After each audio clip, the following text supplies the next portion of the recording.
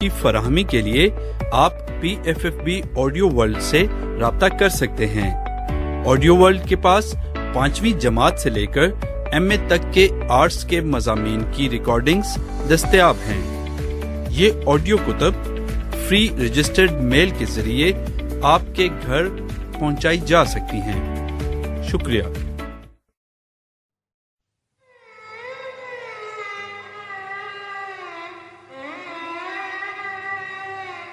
پھندا، طارق اسماعیل ساگر، cassette number 2۔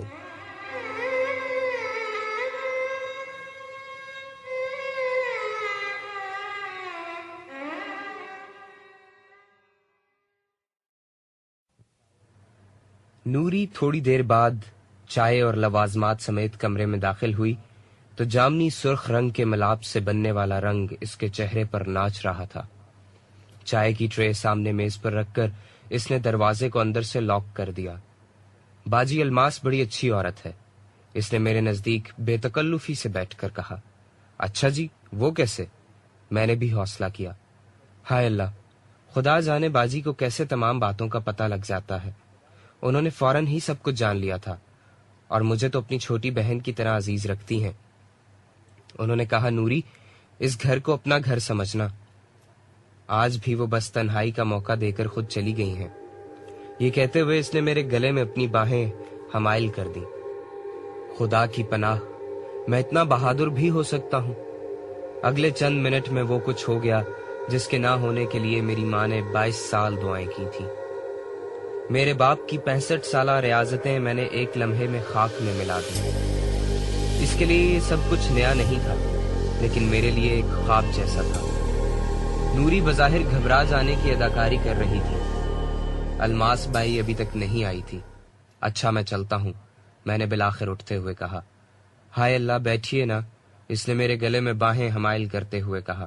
نہیں نوری، ایک ضروری کام ہے، میں کوئی بھاگا جا رہا ہوں، شام کو آؤں گا پھر۔ میں نے آہستگی سے اس کے بازو اپنی گردن سے الگ کرتے ہوئے کہا۔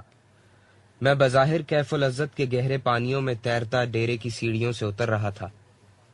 ایک سرمستی کے عالم میں رقصاں میں گھر پہنچا تھا۔ میری جیب نوٹوں سے بھری تھی، دل و دماغ پر نشہ طاری تھا۔ اس روز پھر گناہ نے مجھ پر غلبہ کیا۔ شیطان نے مجھے بہکایا اور مجھے اپنے باپ پر غصہ آیا۔ اس کی ساری زندگی کی ایمانداری اسے یہ کچھ نہ دے سکی جو میرے چند منٹ کی بے ایمانی نے مجھے دے دیا تھا۔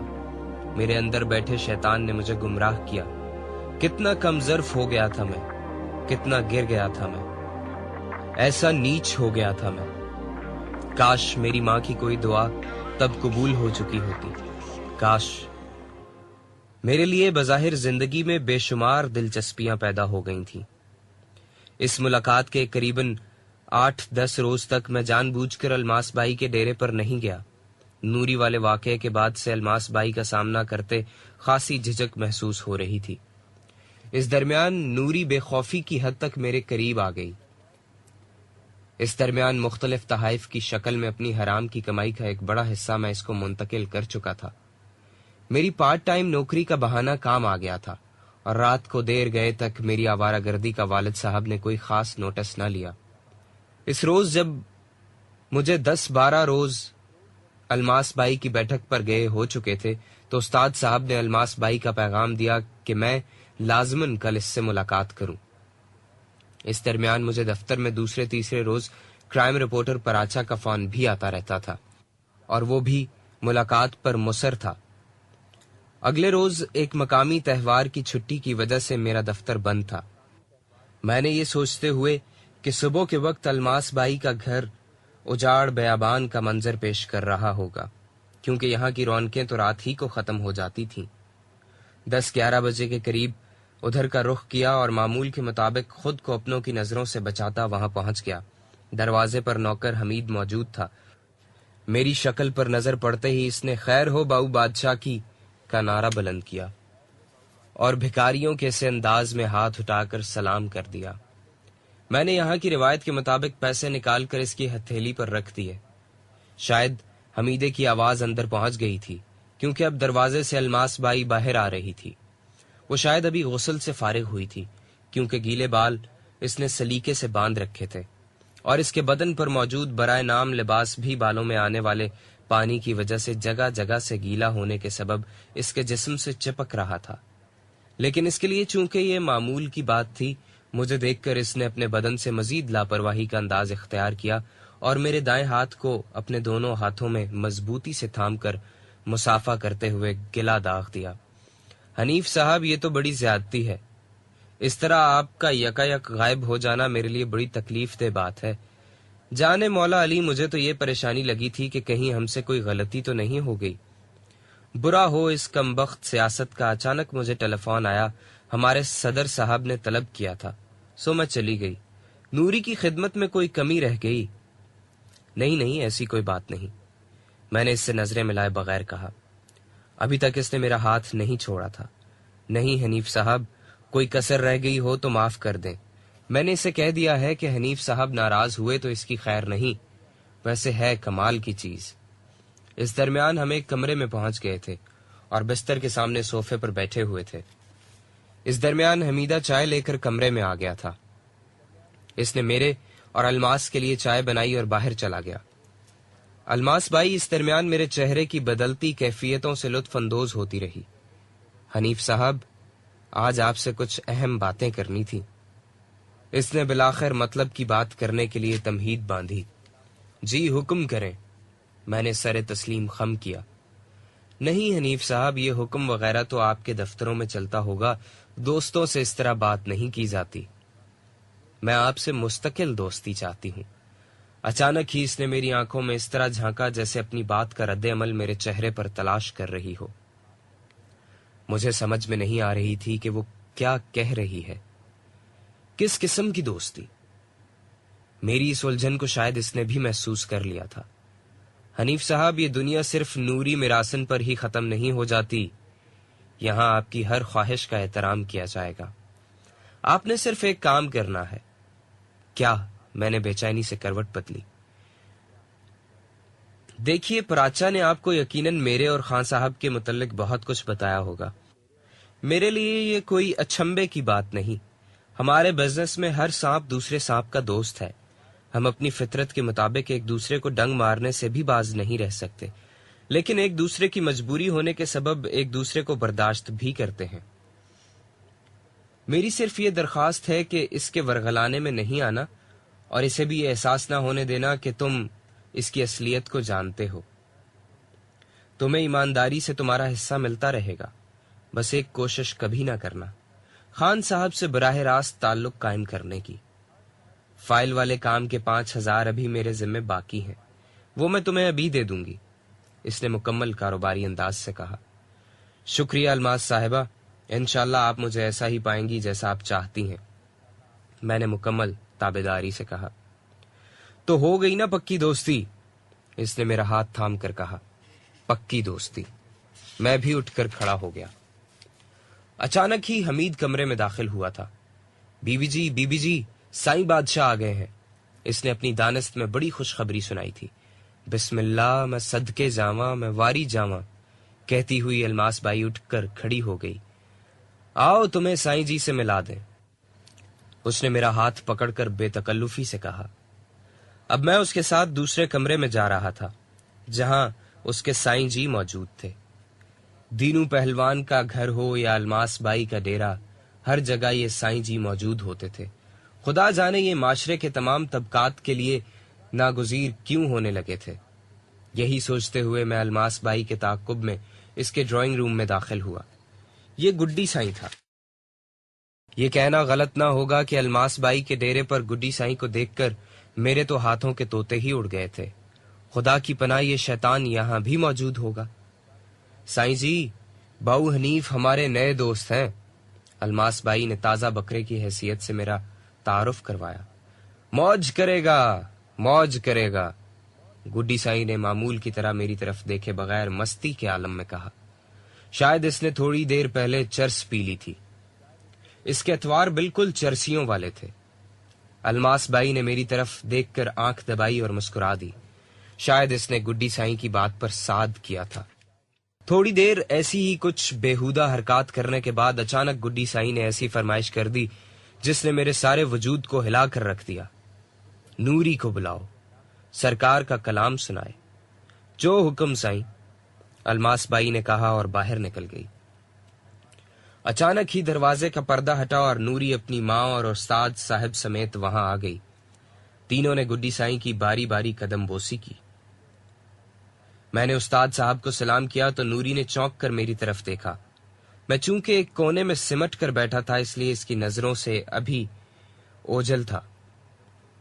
مجھے اس محفل میں دیکھ کر وہ بھی کچھ بجھ سی گئی. کوٹھے پر سازندے بھی آ گئے تھے. یہ سب استاد رنگی خان کے شاگرد تھے.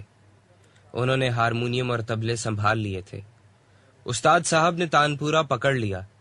نوری اور اس کی ماں نے گڈی سائیں کے سامنے گانا شروع کر دیا. حالنی میرا پیا گھر آیا. آج خدا جانے نوری کی آواز میں اتنا سوز کیسے آ گیا تھا. آج گاتے ہوئے وہ بار بار میری طرف دیکھتی. اس درمیان اس کے چہرے کی مسکراہٹ واپس لوٹ آئی تھی. گڈی سائی نے خدا جانے کیا ڈرامہ رچایا کہ اچانک زور زور سے اپنا سر ہلانا شروع کر دیا. وہ حال کھیل رہا تھا. قریباً 1 گھنٹہ محفل جاری رہی جب اچانک ہی گڈی سائی نے ایک ہاتھ کھڑا کر دیا جس پر یکدم وہاں خاموشی چھا گئی کیونکہ سائیں جی پر آمد ہونے لگی تھی. اس نے وہاں موجود 3-4 عورتوں کے باری باری نام پکارے. اس کا مطلب یہ تھا کہ ان کا کام ہو گیا ہے. محفل برخاست ہونے لگی. اب یہاں میں، نوری، الماس بائی اور گڈی سائیں رہ گئے تھے. میرا دل شدت نفرت سے گھبرانے اور خون کھولنے لگا. یہاں اب ایک پل بیٹھنا بھی میرے لیے ممکن نہ تھا. حنیف صاحب خیریت؟ الماس بائی کچھ گھبرا گئی. اس نے میرے چہرے کے تاثرات شاید پڑھ لیے تھے. کچھ نہیں، ذرا باتھ روم تک جا رہا ہوں. میں نے اس کی طرف دیکھے بغیر کہا اور دوسرے کمرے میں چلا گیا. بمشکل خود کو نارمل کرنے کے 2-3 منٹ بعد میں باتھ روم سے باہر آ گیا. میں نے بڑی ہمت سے اپنے چہرے پر منافقانہ مسکراہٹ جمائی تھی کہ حالات کا تقاضا یہی تھا. اس مرحلے پر میں ان میں سے کسی پر بھی یہ بات ثابت نہیں ہونے دینا چاہتا تھا کہ میں ان کی اصلیت جان گیا ہوں. یوں لگتا تھا جیسے یہ ٹھگوں کا کوئی گروہ تھا جس کی سربراہ الماس بائی تھی. نوری میری شکل پر نظر پڑتے ہی نہ جانے کیوں کچھ گھبرا سی گئی. ہائے اللہ، میں تو گھبرا گئی تھی. اس نے میری طرف ایک ادائے دل برانہ سے بڑھتے ہوئے کہا. کیوں؟ بے اختیار میں نے پوچھ لیا. نوری بھی الماس بائی کی شاگرد تھی. اچانک ہی اس نے مجھے جھنجھوڑ کر رکھ دیا. باؤ حنیف جی، جانے مولا علی میں کبھی اپنی مرضی سے اس نامراد گڈی سائیں کا منہ بھی نہ دیکھوں. کیا کریں، آخر دال روٹی بھی تو چلانی ہے. الماس بائی کے ہاں نوکری سے ہی دال روٹی چل رہی ہے. گڈی سائیں اس کا پیر ہے. اس بازار میں اس کی بہت منتا ہے. الماس بائی کے حکم پر ہی میں نے ایک مرتبہ اس کے سامنے صوفیانہ کلام گایا تھا. اب وہ اکثر فرمائش کر دیتا ہے. مجھے تو آج تک اس نے کچھ نہیں کہا، لیکن نہ جانے کیوں ایک ڈر سا لگا رہتا ہے. اس نے یہ کہتے ہوئے میرا ہاتھ پکڑ کر مجھے اپنے قریب ہی صوفے پر بٹھا لیا. میرا اندازہ تھا کہ گڈی سائیں جیسا موذی نوری کو کیسے چھوڑ سکتا ہے، لیکن میں نے اس کی باتوں پر یقین کر لیا. جب نوری نے اٹھ کر دروازے کی کنڈی لگائی تو میرے نزدیک اس دنیا کی سب سے زیادہ مظلوم، سب سے زیادہ سچی اور سب سے زیادہ خوبصورت عورت بن چکی تھی. نوری نے اس دن ماہر سرجن کی طرح میری ساری کمزور رگوں کو ایک ایک کر کے بڑی مہارت سے دبایا. اور جب آدھے گھنٹے بعد اس نے خود ہی اٹھ کر دروازے کی کنڈی کھول کر نوکر حمیدے کو آواز دی اور چائے لانے کو کہا تو میں 1000 جان سے اس پر فریفتہ ہو چکا تھا. میں نے اس کے نہ کرنے کے باوجود زبردستی 1000 روپے کے 2 نوٹ تھما دیے اور یہ بھی کہا کہ آئندہ اسے کبھی پیسوں کی ضرورت پڑی اور اس نے مجھ سے نہ مانگے تو میں اس سے ناراض ہو جاؤں گا. ایسا حاتم تائی اسے کہاں سے ملتا. دفتر میں اب میں نے کھل کھلا کر حرام کاری شروع کر دی تھی. ہر روز 1500 روپیہ رشوت حاصل کر لینا میرے لیے معمول کی بات بن کر رہ گئی تھی. والدین مطمئن تھے کہ صاحبزادہ دن رات محنت کر رہا ہے. مہینے میں 1-2 مرتبہ میں اپنی ماں کو بھی 1500 روپیہ دے کر حاتم کی قبر پر لات مار دیا کرتا تھا، اور بیچاری میری سیدھی سادی ماں ان پیسوں سے میری بہن کا جہیز بناتی رہی۔ میری باقی ساری کمائی نوری کی بھیٹ چڑھ جاتی تھی۔ اب اس نے میرے ساتھ گھومنا پھرنا بھی شروع کر دیا تھا۔ ہم اکٹھے سینما بھی جانے لگے تھے۔ میں نے ایک موٹر سائیکل خرید لی تھی۔ میں بڑی ہوشیاری سے اپنے پتے کھیل رہا تھا۔ استاد رنگی خاں کے گھر میں میری حیثیت اب داماد کی سی ہو گئی تھی۔ اس روز میں معمول کے مطابق نوری کے ساتھ کمپنی باغ کے ایک کونے میں راز و نیاز کی باتوں میں مشغول تھا، جب اچانک ہی وہاں ایک قیامت آ گئی۔ یہ محمد یار کونسلر کا لڑکا جاوید تھا، جسے جیدے میاں کے نام سے شہر کے آدھے سے زیادہ تھانے والے جانتے تھے۔ خدا جانے اس کمبخت کو مجھ سے کیا دشمنی تھی۔ مجھے اس کی یہاں موجودگی کا علم نہ تھا، کیونکہ ہمارا منہ دوسری طرف تھا۔ اچانک ہی کسی نے مجھے عقب سے مخاطب کیا۔ میں نے گردن گھمائی تو یوں لگا جیسے یکدم بجلی کے ننگے تاروں کو چھو لیا ہو۔ جیدے نے ہاتھ کے اشارے سے مجھے اپنی طرف بلایا اور میں سحر زدہ معمول کی طرح اس کے پاس پہنچ گیا۔ بیٹھ جا۔ اس نے مجھے اپنے سامنے رکھی کرسی پر بیٹھنے کا اشارہ کیا اور میں روبوٹ کی طرح وہاں بیٹھ گیا۔ اوئے مولوی، اوئے تو بڑی کتی چیز نکلا اوئے، یہ شکار کہاں سے مارا ہے؟ جاوید صاحب، آپ کیا بات کر رہے ہیں؟ میں نے بمشکل تھوک نگل کر حلق کو تر کرتے ہوئے کہا، اچھا تو اب بات بھی میں ہی بتاؤں۔ باپ وہاں مسجد کمیٹی کا چیئرمین بنا، سارے محلے کو تبلیغ کرتا پھرتا ہے، اور یہاں صاحبزادہ نوری مراسن کے ساتھ گلچھرے اڑا رہا ہے۔ اس کے منہ سے نوری کا نام سن کر میرے رہے سہے پران بھی نکل گئے۔ جاوید صاحب، میرا اس سے کوئی ایسا تعلق نہیں جیسا آپ سمجھ رہے ہیں۔ اچھا تو وہ تیری بہن ہے کیا؟ اس نے تیزی سے میری بات کاٹتے ہوئے کہا۔ مجھے یوں لگا جیسے کسی نے پگھلتا ہوا سیسا میرے کانوں میں ڈال دیا ہو۔ جیدے، زبان کو لگام دے، میں نے غصے سے کانپتے ہوئے کہا۔ جواب میں اس نے مجھے 2-3 ماں بہن کی گالیاں سنا دیں۔ اب میرے لیے صورتحال ناقابل برداشت ہو گئی تھی۔ میں نے اس کے سامنے دھری بوتل اٹھائی اور غصے سے بے قابو ہوتے ہوئے اس کے سر پر دے ماری۔ جیدے کے لیے میرا یہ رد عمل ناقابل یقین تھا۔ یہی وجہ تھی کہ وہ چکرا کر گر پڑا۔ اس کے بعد اس کے ساتھ کیا گزری یہ دیکھنے کے لیے میں وہاں نہیں ٹھہرا اور بھاگ کر نوری کے پاس پہنچ گیا۔ چلو چلیں۔ میں نے خوف زدہ اور گھبرائی ہوئی نوری کا ہاتھ پکڑ کر اسے اپنی طرف کھینچا۔ نوری میرے ساتھ گھسٹتی چلی آ رہی تھی۔ میرے پیچھے لوگ کیا چلا رہے تھے، میں سائیکل سٹینڈ تک کس طرح پہنچا، ان باتوں کا مجھے کچھ ہوش نہیں تھا۔ عام حالات میں اگر جیدہ مجھے ایک گھوسا مار دیتا تو شاید میری موت واقع ہو جاتی۔ حیران پریشان نوری کو میں نے پیچھے بٹھایا اور موٹر سائیکل سٹارٹ کر دی۔ میں نے موٹر سائیکل یہاں سے چلائی تو تمام احتیاطیں بالائے طاق رکھ کر سیدھا الماس بھائی کے ڈیرے پر جا پہنچا۔ ہم دونوں قریباً بھاگتے ہوئے سیڑھیاں چڑھ گئے تھے۔ یہ دروازہ بھی میں نے بڑی گھبراہٹ میں کھولا تھا، لیکن اندر کا ماحول دیکھ کر دوبارہ گھبرا کر بند کر دیا۔ کمرے میں MP خان صاحب اپنے سامنے شراب کی بوتل کھولے بیٹھا تھا۔ میں سہم کر دوسرے کمرے میں بیٹھ گیا۔ نوری کے منہ سے ابھی خوف کے مارے ڈھنگ کی بات نہیں نکل رہی تھی۔ ہم دونوں ہی پریشان بیٹھے تھے، لیکن میری حیرت کی انتہا نہ رہی جب اچانک کمرے کا دروازہ کھلا اور الماس بائی خود کو قدرے سنبھالتی ہوئی وہاں آ گئی۔ خیریت؟ اس نے ہمارے چہروں پر اڑتی ہوئی ہوائیاں دیکھ کر پوچھا۔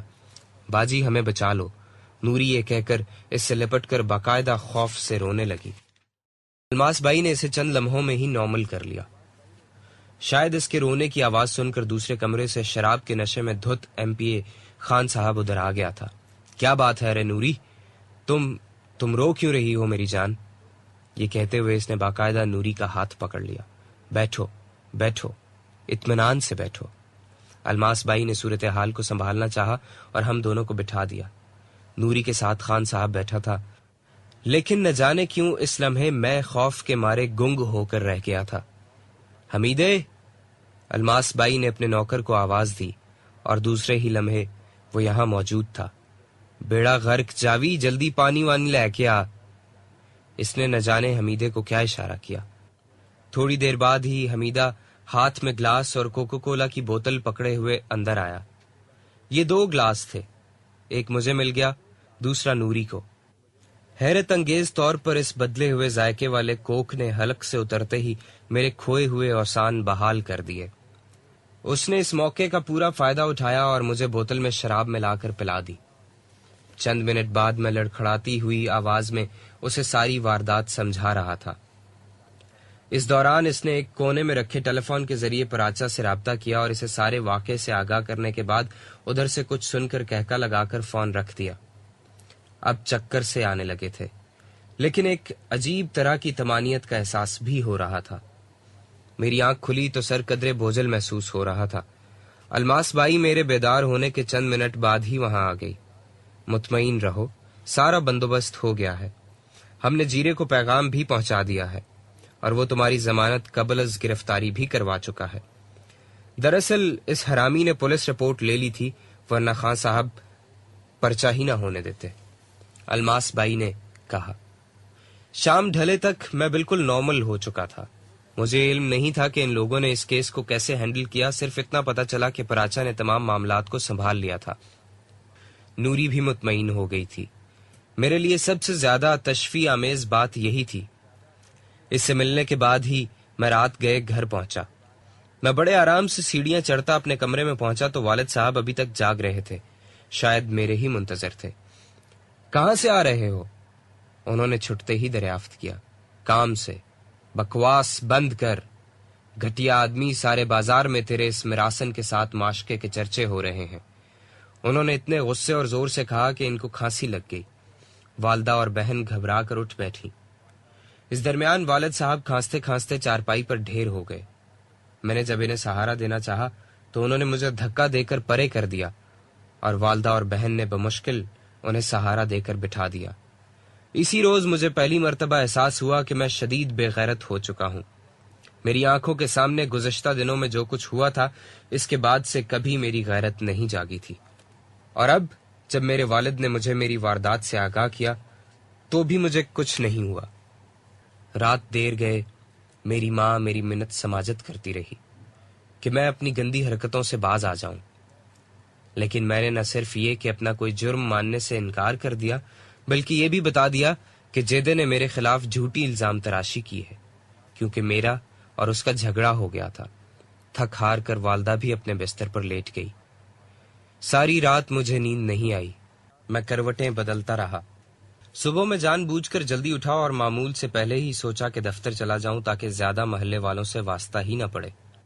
گھر سے دفتر پہنچنے تک جو بھی محلے دار مجھے ملا، اس نے کل کے واقعے کے متعلق استفسار ضرور کیا، جس کا مطلب تھا کہ جیدے نے مجھے محلے میں خاصا بدنام کر دیا ہے۔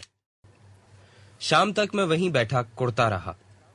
ابھی دفتر سے باہر نکلا ہی تھا کہ سامنے سے پراچا آتا دکھائی دیا۔ میں جانتا تھا کہ پراچا ہی کو انہوں نے کام کے لیے رکوایا تھا۔ وہ میرے ساتھ بڑی گرم جوشی سے بغل گیر ہوا تھا۔ یار تم فکر نہ کرنا، مجھے تو جیسے ہی خان صاحب نے فون کیا میں نے تو ارد گرد کے تھانوں کو ہلا کر رکھ دیا۔ میں نے کہا، اوئے ہمارا بھائی ہے باؤ حنیف، خبردار اگر کسی نے اس کی طرف میلی آنکھ اٹھا کر بھی دیکھا۔ اس نے ملتے ہی احسان جتلا دیا۔ یار تمہارا بہت شکریہ، لیکن میرے لیے بڑی پرابلم ہو گئی ہے۔ جیدے نے سارے علاقے میں مجھے بدنام کر دیا ہے۔ گالی کوئی نہیں یار، پراچا نے مجھے حوصلہ دیا۔ وہ آج پیدل ہی آیا تھا۔ میری موٹر سائیکل پر بیٹھ کر ہی ہم دونوں ریسٹورانٹ کی طرف چل دیے۔ یہاں پراچا کی میز ہمیشہ ریزرو رہا کرتی تھی۔ پراچا نے پرتکلف چائے کا آرڈر دے دیا اور ہم دونوں آپس میں گپ شپ کر رہے تھے۔ دیکھو حنیف یار، ہم دونوں ایک ہی کلاس کے ہیں۔ مجھے اس بات کی پرواہ نہیں کہ تم الماس بائی سے پہلے کی طرح یہ بات بھی کرو گے یا نہیں، لیکن میرا فرض ہے کہ جب تمہیں دوست کہا ہے تو تمہارے ساتھ دوستی کا حق بھی ادا کروں۔ میں کہتا ہوں تم خان کے ساتھ ڈائریکٹ ہو جاؤ، کسی بھی طرح اس کو درمیان سے نکالو۔ جہاں تک نوری کا تعلق ہے، تم اس غلط فہمی میں نہ رہنا کہ تم نے اسے خرید لیا ہے۔ میں جانتا تھا پراچا میرا کوئی رشتہ دار نہیں، نہ ہی اسے میرے باپ کی طرح میری فکر دامنگیر تھی۔ وہ اگر ہمدردی سے بھی بات کر رہا تھا تو اس کا بھی ایک پس منظر تھا۔ تھوڑی دیر تک ادھر ادھر کی باتیں کرنے کے بعد بالآخر ہم اگلے روز الماس بھائی کے ہاں ملنے کا وعدہ کر کے الگ ہوئے۔ میں بازار سے چوروں کی طرح موٹر سائیکل تیزی سے چلاتا گھر پہنچا۔ گھر کو تالا لگا تھا۔ اس کا مطلب یہ تھا کہ والدہ کسی کام سے گئی ہیں اور چابی نیچے دے گئی ہوں گی۔ مجھے آبدہ سیڑھیوں سے چڑھ کر اوپر آتی دکھائی دی۔ اس کے ہاتھ میں چابی پکڑی ہوئی تھی۔ اس نے کچھ کہے بغیر چابی مجھے تھما دی۔ ایک لمحے کے لیے میری نظر اس کے چہرے پر پڑی تو مجھے دکھ سا لگا۔ اس کے چہرے پر خلاف معمول یاسیت چھلک رہی تھی۔ میں جانتا تھا کہ اسے اس حالت تک پہنچانے کا کسی نہ کسی حد تک میں ہی ذمہ دار ہوں، لیکن میں خود کو بری الذمہ اس لیے سمجھتا تھا کہ یہ اس کے یک طرفہ جذبات ہیں، اور محبت کی یک طرفہ ٹریفک کوئی اہمیت نہیں رکھتی۔ عابدہ تم ٹھیک تو ہو نا؟ بے اختیار میں نے اس سے پوچھ لیا۔ ہاں، بے فکر رہو، میں مر نہیں چلی، لیکن ایک بات یاد رکھنا، جس راستے پر تم چل نکلے ہو وہ تمہیں ضرور تباہی کی طرف لے جائے گا۔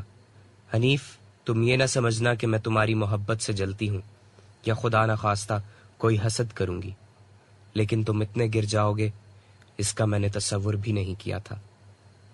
مولوی صاحب کی سارا محلہ عزت کرتا ہے، یاد رکھنا اگر تم نے اپنے شریف ماں باپ کو اس طرح ذلیل کروایا تو خدا تمہیں کبھی معاف نہیں کرے گا۔ یہ کہتے ہوئے اس کی آواز بھر آئی۔ وہ روتی ہوئی تیزی سے سیڑھیاں اتر گئی۔ میں نے دروازہ کھولا اور کمرے میں رکھی چارپائی پر بے دم سا ہو کر گر پڑا۔ نہ جانے کیوں عابدہ کی باتوں نے میرے دل پر خاصا اثر کیا تھا۔ مجھے گھبراہٹ سی ہونے لگی تھی، اور تو کچھ نہ سوجا۔ میں نے اٹھ کر منہ ہاتھ دھویا، چپ چاپ سیڑھیاں اتر گیا۔ سامنے والدہ اور بہن آ رہی تھی۔ کہاں چلے ہو؟ والدہ نے بے چینی سے پوچھا۔ ذرا بازار تک، ابھی آیا۔ یہ کہہ کر ان کی کوئی بات سنے بغیر میں آگے بڑھ گیا اور چوروں کی طرح چھپ چھپا کر الماس بائی کے ڈیرے پر پہنچ گیا۔ یہاں استاد رنگی خان پنکی کو تعلیم دے رہا تھا۔ میں کمرے کے ایک کونے میں گاؤ تکیے سے ٹیک لگائے الماس بائی کا انتظار کرنے لگا، جو کسی کام سے بازار گئی ہوئی تھی۔ تھوڑی دیر بعد الماس بائی واپس آ گئی۔ بسم اللہ، میں صدقے جاواں۔ وے امیدے، وے مر جاویں، باؤ حنیف کو چائے وغیرہ بھی پلائی ہے یا نہیں؟ بی بی جی ابھی لوٹا ہوں، حمیدے نے کہا۔ وے بیڑا غرق جاوی، جا پہلے باؤ جی کو بوتل لا کر پلا۔ حاضر ہوا بی بی، ابھی حاضر ہوا۔ بمشکل 2-3 منٹ بعد اس کی واپسی ہو گئی۔ اس درمیان الماس بائی مجھے دوسرے کمرے میں لے آئی تھی اور میری خیریت دریافت کر رہی تھی۔ حمیدے نے گلاس لا کر رکھ دیے جن میں بظاہر کوک موجود تھا۔ ایک گلاس الماس بائی نے اٹھایا اور دوسرا مجھے تھما دیا۔ آج پھر اس بوتل کا ذائقہ مجھے عجیب سا لگا۔ میں نے الماس بائی کو اس کی نشاندہی کی تو وہ کہکا لگا کر ہنس دی۔ پی جاؤ میری جان، پہلے پہلے ایسا ہی لگتا ہے، اس کا مزہ پینے کے بعد ہی آئے گا۔ اس نے ٹھیک ہی کہا تھا۔ جیسے ہی گلاس میرے حلق سے نیچے اترا، میرے 14 طبق روشن ہو گئے۔ ضمیر کی خلش جانے کہاں ہوا ہو گئی تھی۔ الماس بائی نے مجھے گناہوں کی جس دلدل میں دھکیلا، میں اس میں بہت گہرا اترتا چلا جا رہا تھا۔ 8-10 روز اس کے ہاں مسلسل آنے جانے کے بعد اب شراب اور عورت میری کمزوری بن گئی تھی، اور وہ یہی چاہتی تھی۔ گھر میں میرا وجود نہ ہونے کے برابر رہ گیا تھا۔ والد صاحب نے تو مجھ سے گفتگو بھی بند کر دی تھی۔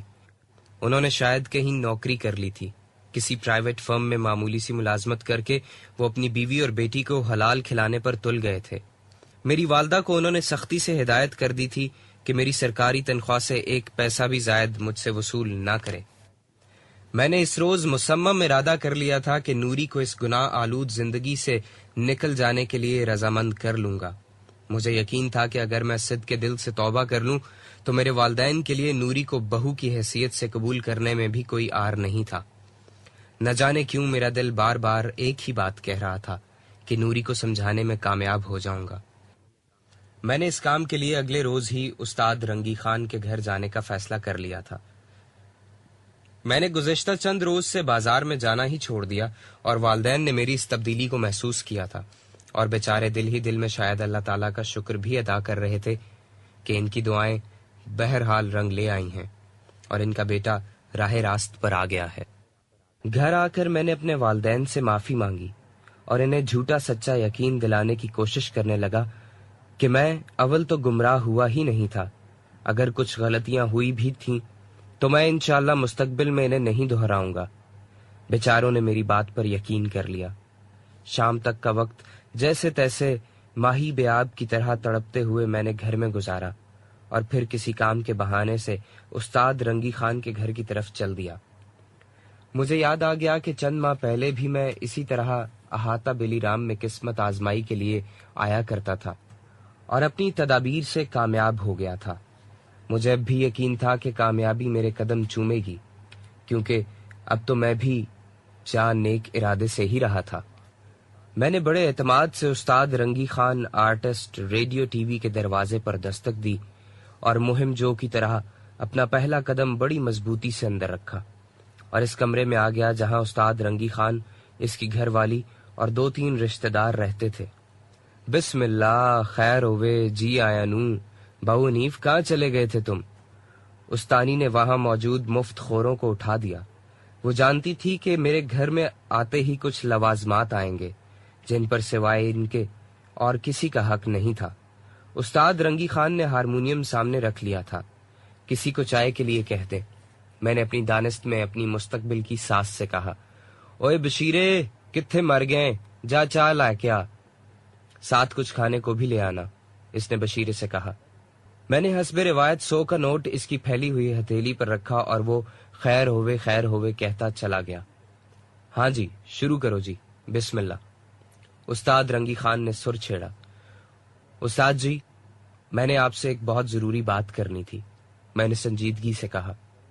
کیا بیٹا؟ کرو خیر ہو وجہ۔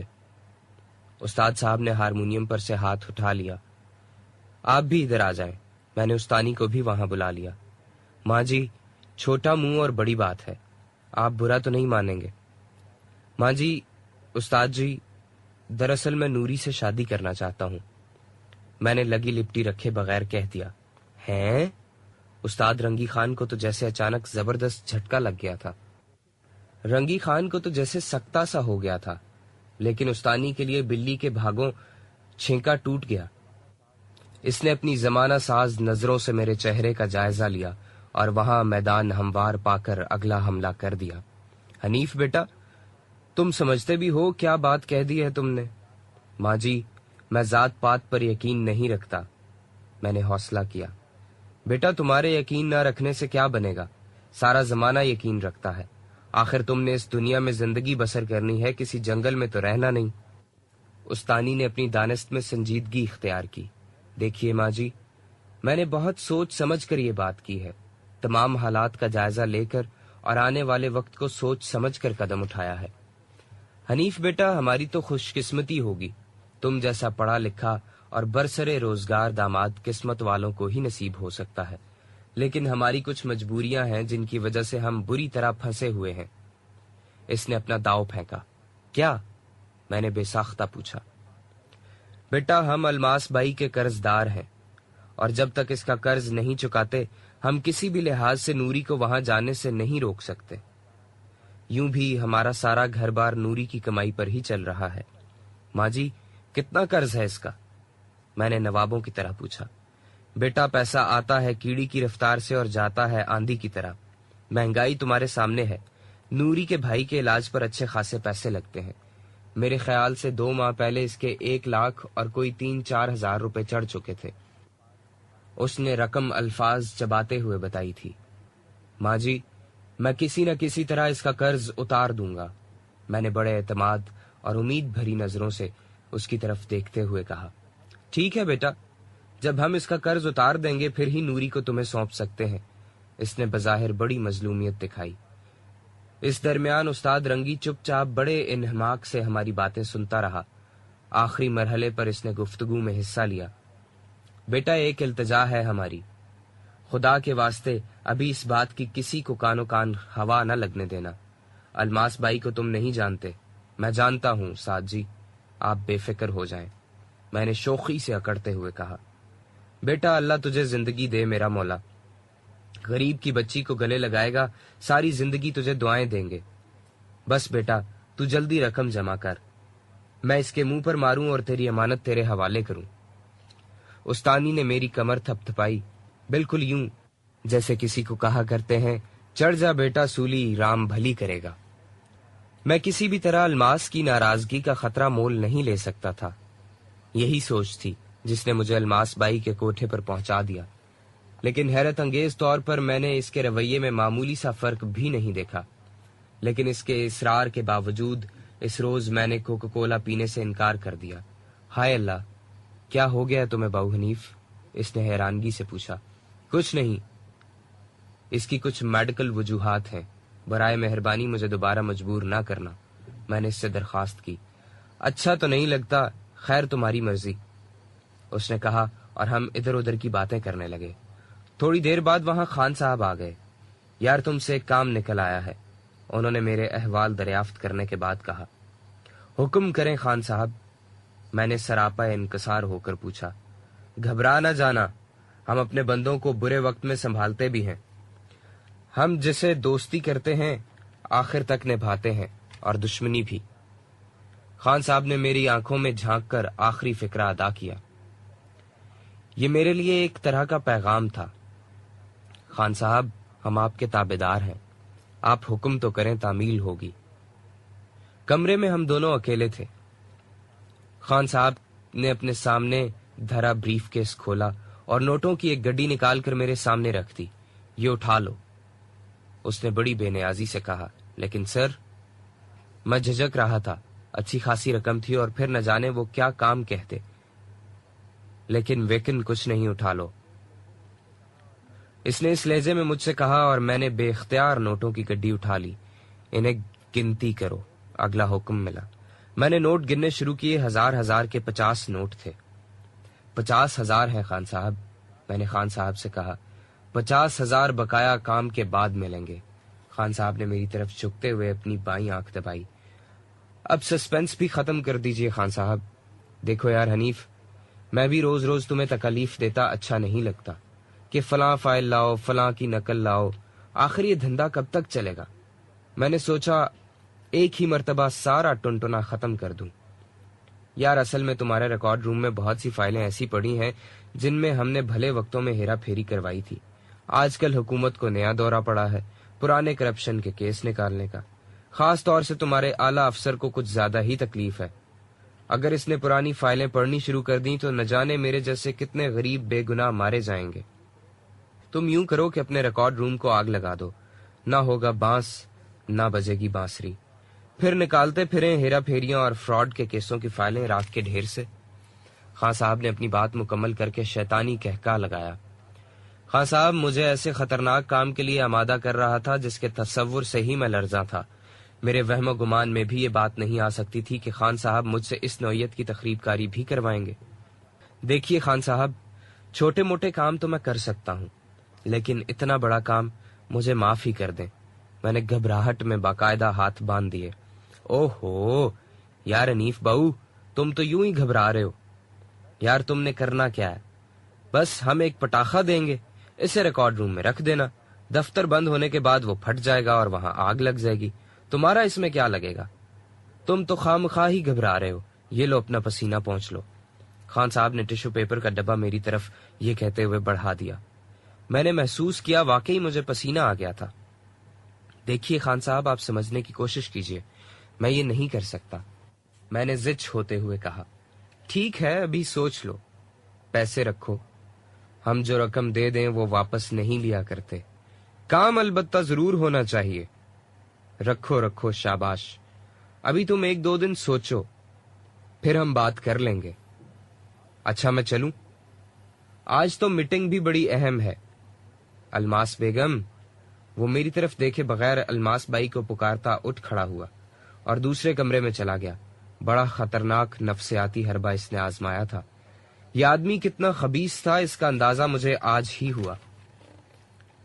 ٹھیک ہے، میں دیکھوں گا۔ اچھا اب میں چلتا ہوں، آج کل گھر وقت پر پہنچنا پڑتا ہے، میں نے اٹھتے ہوئے کہا۔ میں نے نوٹ اپنی جیکٹ کی جیبوں میں اڑس لیے تھے اور اب اپنے گھر کی طرف پیدل معمول کے مطابق جا رہا تھا۔ رات کا پہلا پہر تھا۔ رات کو ان گلیوں میں وہ آدمی سفر کر سکتا تھا جو یہاں کے اونچ نیچ سے واقف ہو۔ میں اس وقت محلے کی اندھی گلی سے گزر رہا تھا۔ اچانک مجھے یوں لگا جیسے اندھی گلی روشن ہو گئی ہو۔ یہ اس زوردار ضرب کا کمال تھا جو کسی آہنی سریے سے میرے سر پر لگائی گئی تھی اور میرے 14 طبق روشن ہو گئے تھے۔ آنکھوں کے سامنے ستارے پھوٹنے لگے تھے۔ میں ایک ہی ضرب سے چکرا کر گر پڑا۔ گرنے سے پہلے کا آخری منظر میں نے یہی دیکھا کہ 3 ہیولے آسیب کی طرح میری طرف بڑھ رہے ہیں۔ مجھے کب ہوش آیا یہ کون سا ہسپتال تھا اس کی خبر بعد میں ملی۔ میری خوش قسمتی تھی کہ جس مکان کے سامنے مجھ پر حملہ ہوا تھا، اس کے مکینوں نے اچانک ہی کسی کام سے دروازہ کھولا اور مجھے اس طرح زخمی دیکھ کر باقی محلے داروں کو آوازیں دے کر اکٹھا کیا، جنہوں نے مجھے ہسپتال پہنچایا۔ ان لوگوں میں سے کوئی مجھے جانتا ہوگا جس نے میرے گھر والوں کو اطلاع دے دی۔ جب مجھے ہوش آیا تو میرے سرہانے میری والدہ، بہن اور عابدہ کھڑی تھیں۔ شاید وہ بھی میرے زخمی ہونے کی خبر سن کر ان کے ساتھ ہی یہاں آ گئی تھی۔ یا اللہ، تیرا لاکھ لاکھ شکر ہے۔ میرے ہوش پر آنے پر میری والدہ کی زبان سے بے ساختہ نکلا۔ میں خاموشی سے ایک ٹک انہیں دیکھتا رہا۔ شاید ڈاکٹروں نے مجھے کوئی خواب آور دوا پلائی ہوئی تھی، جس کے اثر سے میں نیم خوابیدہ سا ہو گیا تھا، لیکن میرا دماغ بالکل ٹھیک کام کر رہا تھا، اور اس احساس نے میرے دماغ میں آتش فشاں سلگا دیا تھا کہ میری جیب میں خان صاحب کی دی ہوئی سپاری کوئی اور لوٹ کر لے گیا ہے۔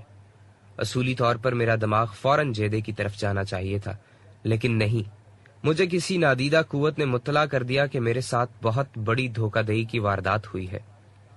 اس علاقے میں گزشتہ 40 سال میں کوئی ایسا واقعہ نہیں ہوا۔ آخر مجھ میں کون سی ایسی بات تھی جس نے ان ڈاکوؤں کو میری طرف راغب کیا؟ اور حیرت انگیز بات تو یہ تھی کہ حملہ آوروں نے میرے ہاتھ سے گٹھڑی بھی نہیں اتاری تھی، البتہ میری جیبیں خالی کر گئے تھے۔ یہ خان صاحب کے شیطانی دماغ کا کرشمہ تھا۔ اس نے اب مجھے اصولی طور پر پابند کر دیا تھا کہ میں اس کے حکم کی تعمیل کروں، بصورت دیگر اس کی دشمنی مول لینے کے لیے تیار رہوں، جس کا کم از کم میں متحمل نہیں ہو سکتا تھا۔ میرے سر میں چوٹ کا اثر کم اور اس حادثہ جانکاہ کا اثر زیادہ تھا، جس نے میرے اعصاب کو شل کر دیا تھا۔ اس بے بسی نے شاید میری آنکھوں میں آنسو بھر دیے تھے، اور میری بدلتی کیفیات کو شاید عابدہ نے سب سے زیادہ محسوس کیا تھا۔ حنیف باؤ، گھبراؤ نہیں، اللہ نے خیر کر دی ہے، ایکس رے آ گیا ہے، ہڈی پر چوٹ نہیں لگی، ٹانکے لگے ہیں، 5-4 روز میں آرام آ جائے گا۔ اللہ تعالیٰ ان خبیثوں کا بیڑا غرق کرے جنہوں نے تم پر حملہ کیا ہے، عابدہ نے روحانسی آواز میں کہا۔ اس روز زندگی میں پہلی مرتبہ مجھے احساس ندامت ہوا۔ عابدہ میری چارپائی کا ایک کونا پکڑے مجھ پر یوں جھک کر کھڑی تھی جیسے اگر وہ سیدھی ہوئی تو مجھے کہیں تکلیف نہ شروع ہو جائے۔ ہسپتال میں بیڈ کے ساتھ دھرے لکڑی کے چھوٹے سے بینچ پر اس نے دوسری طرف میری والدہ اور بہن کو زبردستی بٹھایا ہوا تھا۔ میری ماں نے بعد میں بتایا کہ وہی بھاگ دوڑ کر میرے لیے دوائیاں لاتی رہی ہے، کیونکہ والد صاحب تو 2 روز پہلے ہی یہ خوشخبری ملنے پر کہ ان کا بیٹا راہ راست پر آ گیا ہے، تبلیغی مشن پر جا چکے تھے۔ انہیں تو اب 13 دن کے بعد گھر واپس لوٹ کر آنا تھا۔ وہ تو خدا کا شکر تھا کہ عابدہ گھر پر ہی موجود تھی جب یہ اطلاع ملی، ورنہ میری ماں اور بہن تو رو رو کر ہی مر جاتی۔ وہ تو اس وقت ہم سب کی ماں بنی ہوئی تھی۔ بیٹا، میں تو مرتے دم تک اس کے احسان کا قرض نہیں اتار سکتی۔ خدا کرے میری بیٹی بھی ایسی ہی نیک ہو، ایسی ہی خدمت گزار اور قسمت والی ہو۔ میری ماں نے مجھے کہا تھا۔ میں چند لمحے اس کے چہرے کی طرف ایک ٹک دیکھتا اور اپنی بد نصیبی کا ماتم کرتا رہا، پھر عالم ہوش میں واپس لوٹ آیا۔ بیٹھ جاؤ عابدہ، میں نے آہستہ سے کہا۔ نہیں، میں بالکل ٹھیک ہوں، میں جوس لاتی ہوں۔ ڈاکٹر نے کہا تھا تمہیں جوس اور دودھ پلائیں۔ جوس پیو اور گھر چلو، پتہ ہے رات سے خالہ جی کتنی پریشان ہے۔ اس نے خوشی اور ذمہ داری کے ملے جلے جذبات سے کہا۔ اچھا ٹھیک ہے، میں نے جیسے ہار مان لی۔ میرے دیکھتے ہی دیکھتے وہ گئی اور بازار سے مالٹوں کا جوس نکلوا کر لے کر آئی۔ میں نے اپنی ماں کے بار بار سوال کرنے پر بھی ایک ہی جواب دیا کہ مجھے حملہ آوروں کا علم نہیں، شاید میں غلط فہمی میں مارا گیا ہوں۔ اب انہیں حقیقت کیا بتاتا اور کیا کہتا؟ مجھے تو علم تھا میرے ساتھ کیا قیامت بیت گئی ہے، اور اس کے بعد میرے ساتھ کیا ہونے جا رہا ہے۔ عابدہ نے میری والدہ کو زبردستی گھر یخنی بنانے بھیج دیا تھا۔ میری والدہ کی روانگی کے کچھ دیر بعد ہی دینو پہلوان وہاں آ گیا۔ محلے داروں کی آمد شروع ہو گئی تھی۔ تھوڑی دیر بعد ہی مجھے پراچا دکھائی دیا۔ پراچا کافی پریشان دکھائی دے رہا تھا۔ وہ میری خیریت دریافت کرنے کے بعد ادھر ادھر ٹہلتا رہا، اور جب ملاقات کا وقت ختم ہونے پر تمام لوگ واپس لوٹ گئے تو میرے نزدیک آیا۔ کیسی طبیعت ہے اب؟ اس نے پوچھا۔ ٹھیک ہوں، انشاءاللہ رات تک گھر چلا جاؤں گا، میں نے جواب دیا۔ یار سمجھ میں نہیں آتی میری کسی کے ساتھ کیا دشمنی ہے، میں نے پراچا سے کہا۔ مجھے سمجھ آتی ہے حنیف بھاؤ، میں گزشتہ 7 سال سے ان کے ساتھ کام کر رہا ہوں. تم نے خان صاحب کو کسی کام کے لیے انکار تو نہیں کیا؟ اس نے میری آنکھوں میں جھانکتے ہوئے بڑے ماہر تفتیشی افسر کی طرح سوال داغا. میں سنبھل کر بیٹھ گیا. نہیں یار پراچا، تجھ سے کیا پردہ، میری خان صاحب سے ملاقات ہی نہیں ہوئی. کل الماس بھائی کے کوٹھے پر ہیلو ہیلو ضرور ہو گئی تھی. میں نے جھوٹ بولا. کہیں الماس بھائی نے... وہ کچھ کہتے کہتے رک گیا، پھر اچانک ہی جیسے اسے کچھ یاد آ گیا ہو. نہیں یار، الماس بھائی بڑی خطرناک عورت ہے، لیکن وہ بھیڑوں کے چھتے میں ہاتھ نہیں ڈالا کرتی. ابھی تک تم خان کی نظروں سے نہیں گزرے، اور خان کی نظروں میں آنے والے کسی بھی شخص کے متعلق وہ کسی غلط کام کا تصور ہی نہیں کر سکتی. اس نے اپنی بات مکمل کی. پھر تو لے دے کر ایک ہی شخص رہ جاتا ہے، جیدہ. میں نے کہا اسے بھول جاؤ، خان صاحب کے ذریعے اسے تمہارے معاملے میں تھریٹ مل چکا ہے. وہ تمہیں ہوا کی طرف سے بھی ساری زندگی نہیں دیکھے گا. پراچا نے میری بات کی نفی کرتے ہوئے کہا اور پھر خود ہی کہنے لگا، چلو چھوڑو، جو کوئی بھی ہے جلدی سامنے آ جائے گا. میں خاموش ہو گیا. اتنے میں میری والدہ گھر سے میرے لیے یخنی تیار کر کے لے آئی، جو آبدہ نے مجھے اسکول کی استانیوں کی طرح ڈانٹ ڈپٹ کر پلا دی. پراچا بڑی حیرانی سے یہ سب کچھ دیکھتا رہا. اس نے جان بوجھ کر آبدہ پر کوئی کمنٹ نہیں کیا تھا. آخر کرائم رپورٹر تھا، معاشرے کا نبض شناس. اس سے زیادہ کھرے اور کھوٹے کی شناخت اور کسے ہو سکتی تھی. تھوڑی دیر تک ادھر ادھر کی باتیں کر کے مجھے تسلی دینے کے بعد وہ چلا گیا. جس کام کے تصور سے میں لرزا تھا، اب مجھے وہ بہر صورت انجام دینا تھا. مجھے خان صاحب کے حکم پر تخریب کاری کرنی تھی، بھلے اس کی کچھ ہی قیمت ادا کرنی پڑے. رات کو ہمیں ہسپتال سے چھٹی مل جائے گی. آبدہ کل رات سے اسی طرح اپنے قدموں پر کھڑی تھی اور اب ہمارے ساتھ ہی واپس گھر آئی تھی. میں نے اپنی والدہ سے درخواست کی تھی کہ کم از کم وہ اپنی زبانی والد صاحب کو اس حادثے کی اطلاع نہ دیں، باقی لوگ بھلے دیتے رہیں. ہسپتال میں پولیس والے آئے تھے. میں مجرموں کو جانتا تھا، لیکن کتنا بے بس تھا کہ ان کا نام نہیں لے سکا. 3 روز تک میں گھر پڑا رہا. اس درمیان 2 مرتبہ الماس بھائی نے اپنے ایک آدمی کو بھیج کر میری تیمارداری کروائی تھی. خان صاحب نے بطور خاص میرے لیے 5,000 روپے اور پھول بھیجے تھے اور میری صحت یابی کے لیے نیک تمناؤں کا اظہار کیا تھا. تیسرے روز جب میں گھر میں اکیلا تھا اور قدرے افاقہ محسوس کر رہا تھا تو ایک لڑکی بڑی سی چادر اوڑھے نہ جانے کس طرح لوگوں کی نظروں سے بچ بچا کر یہاں آ گئی. اس نے اپنے چہرے سے نقاب اٹھایا تو میں چونک اٹھا. نوری تم؟ حنیف باؤ. وہ میرے ساتھ ٹسوے بہاتی لپٹ گئی. اس نے مجھے بتایا کہ جب سے اس کے والدین کو اپنے ہونے والے جمائی پر حملے کی خبر ملی ہے، ان کی راتوں کی نیند حرام ہو چکی ہے. وہ تو یہاں آنا چاہتے تھے، لیکن نوری نے انہیں روک دیا. وہ بات بات پر آنسو بہاتی میری چارپائی سے لپٹ کر بیٹھ جاتی. بالآخر میرے منع کرنے پر وہ آنکھوں سے آنسو پونچھتی واپس لوٹ گئی. میں نے ایک مرتبہ اور اپنے آپ سے عہد کیا کہ نوری کو بہر صورت حاصل کروں گا، خواہ اس کے لیے مجھے کچھ بھی قیمت ادا کرنی پڑے. 4 دن تک اخبارات کی خبروں نے خوف زدہ کیے رکھا. بالآخر اس خبر کے بعد کہ حکومت نے اس حادثے کی وجوہات جاننے کے لیے ایک تحقیقاتی کمیشن قائم کر دیا ہے جو بہت جلد اپنی رپورٹ حکومت کو پیش کر دے گا، میں نے اطمینان کا سانس لیا. 4 دن کے بعد میں نے 1 ہفتے کی مزید چھٹی کا جعلی میڈیکل سرٹیفکیٹ تیار کروایا اور پراچا کے ہاتھ دفتر بھیج دیا. پراچا نے اس درمیان میری مکمل خبر رکھی تھی.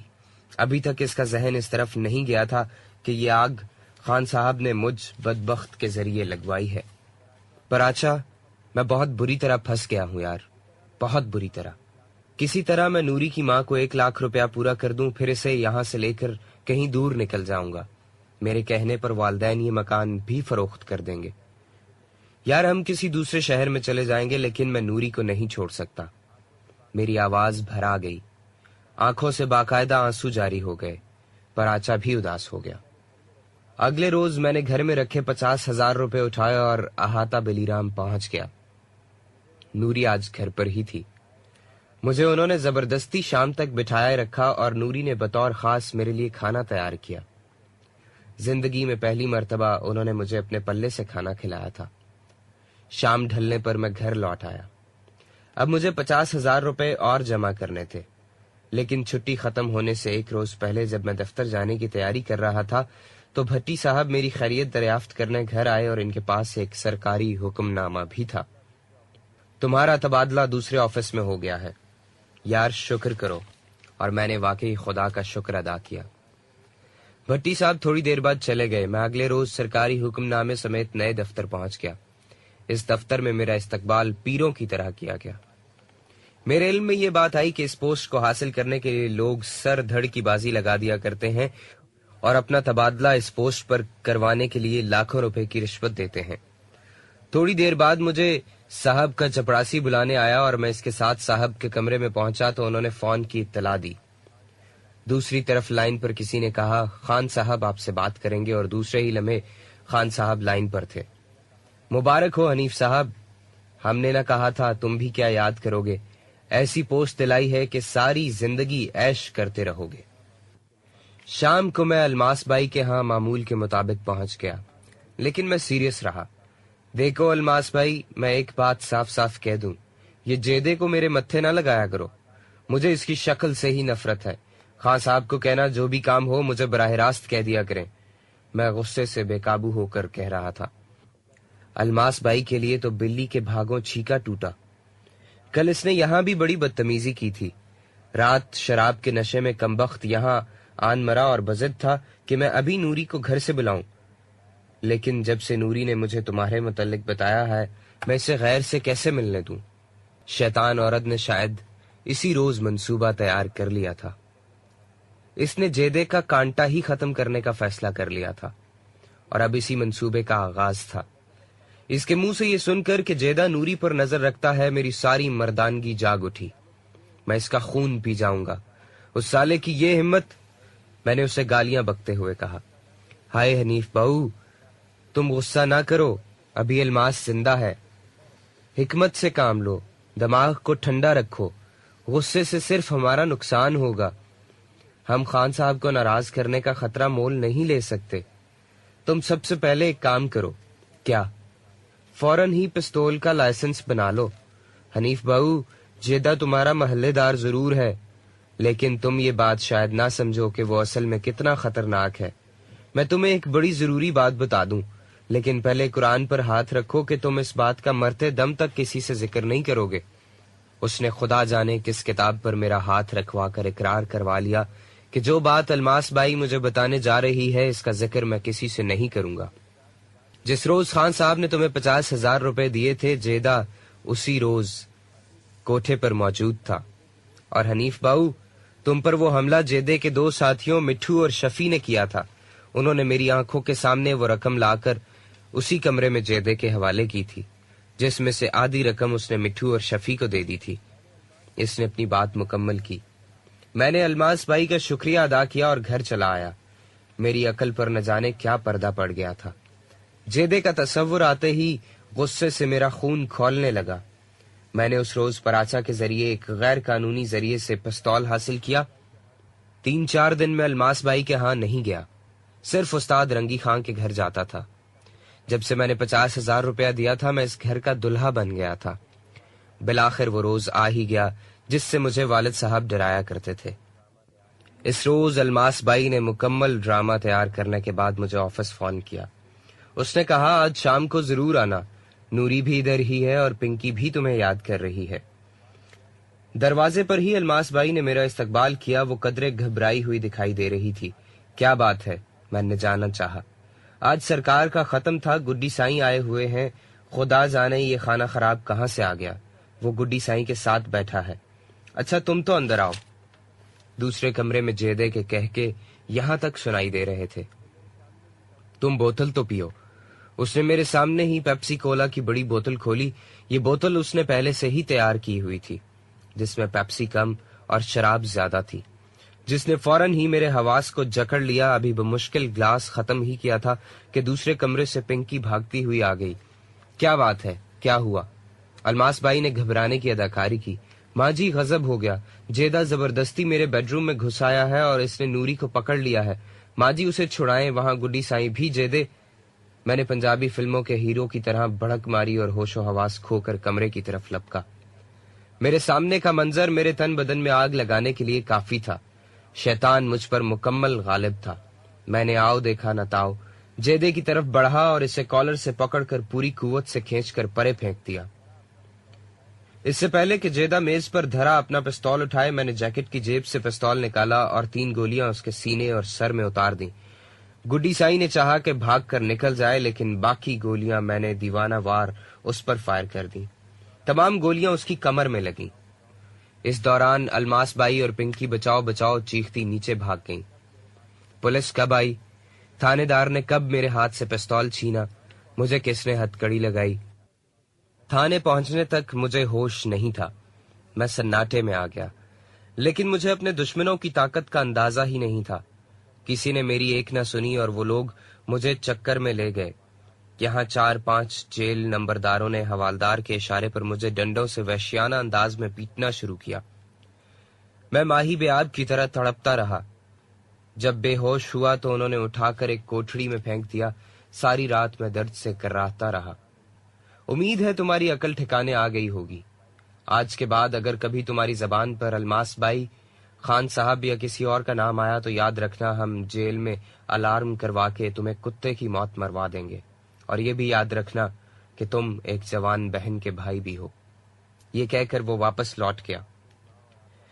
2 سال تک میرا بوڑھا باپ، میری ماں اور آبدہ ملاقات کے لیے آتے رہے۔